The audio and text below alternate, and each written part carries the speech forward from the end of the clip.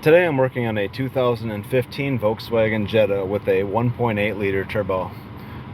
It had a P119A fault stored, which is a fuel pressure sensor malfunction, the high pressure sender, the one that's located on the fuel rail.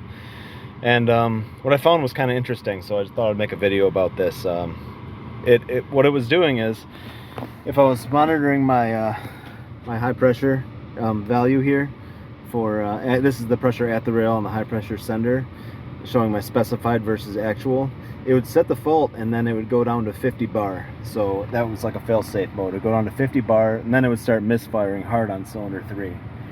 So right away, since I've seen similar things caused from a fuel injector failure, a fuel injector is leaking down or it's streaming poorly, and it actually causes a fuel pressure drop at the rail.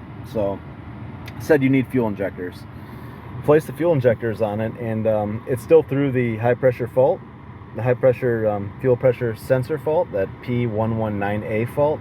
But when it did kick down to 50 bar, it ran perfect. So it ran well. You could barely even tell it was in some kind of a lower performing mode. Car ran great.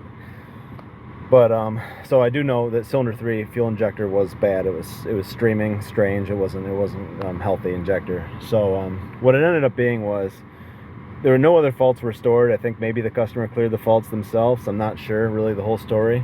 But the oxygen sensor was stuck lean.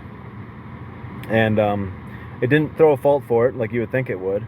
But when I went into live data and I was looking at my short-term trims, they were just stuck at 30-something%. It was super lean, and I couldn't see any voltage at the oxygen sensor either. So stuck an oxygen sensor on it, and it fixed the problem. It's now fixed. The pre-cat O2 sensor, of course. But kind of a weird thing. It's strange to me that it's commanding this to happen when it sees something it doesn't like on the oxygen sensor, and then it's not aware enough to recognize a problem on the back end. Instead, it sets a fuel pressure malfunction fault, which I thought was kind of odd. But whatever the case, yeah, check your oxygen sensor if you get a P119A fault.